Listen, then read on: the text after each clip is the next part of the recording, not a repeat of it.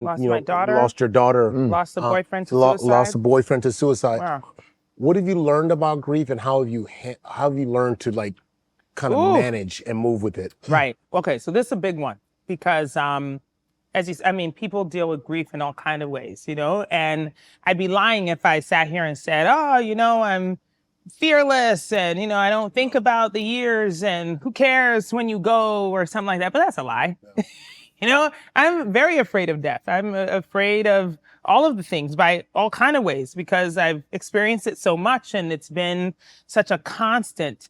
And so the only way I've been able to manage what I would say is sort of like the opposite of grief, which is the obsession with life, is to think about it in a way one of my favorite authors says, Diane Ackerman.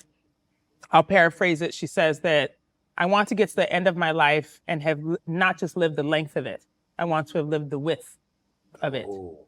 And that is striking to me because often, you go to a funeral and people will say, oh, they lived to 99. What a blessing. What a wonderful life. And you're like, how do you know that?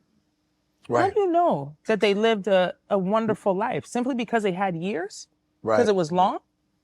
And my husband died 4 days before his 44th birthday.